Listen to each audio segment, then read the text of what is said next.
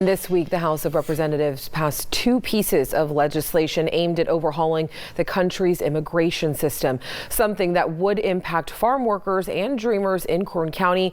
And we take an in-depth look at that tonight with 23 ABC's Austin Westfall, who is live out in Northwest Bakersfield with more at what Kern County residents need to know if these bills are signed into law. Good evening, Austin.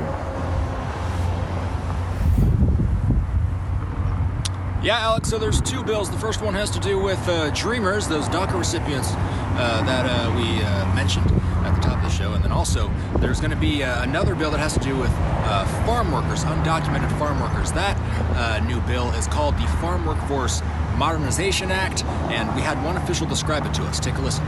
It would provide undocumented farm workers a work permit so that they're able to continue working in agriculture without that fear that so many of them live with. That fear, according to the United Farm Workers Foundation, is deportation. The foundation says there are 2.4 million farm workers in the U.S., and it's estimated that roughly half of them are undocumented.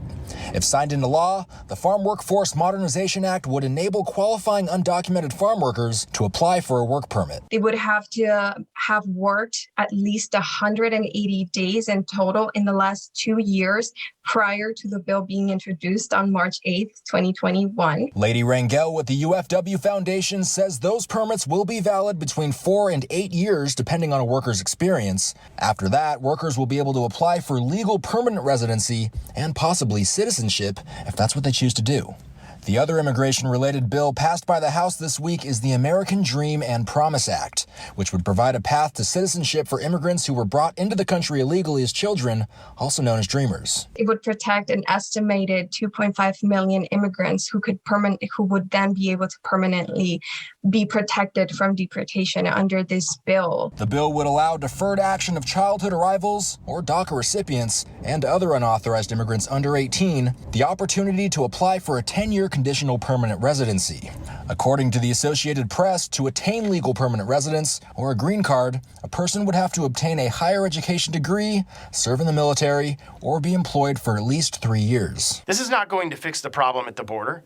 It's only going to encourage more illegal crossings with the hope of these migrants being granted amnesty. The bills met opposition from most House GOP members, but some, like local Representative David Valadeo, voted in favor of the bills. They would be able to have that stable life in America, which is the only home that many of them know.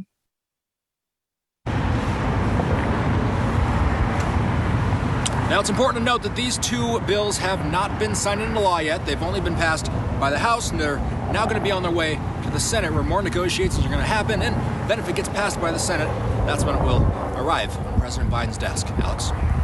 Austin, is there any indication as to how the bills may fare in the Senate? Sorry, go ahead.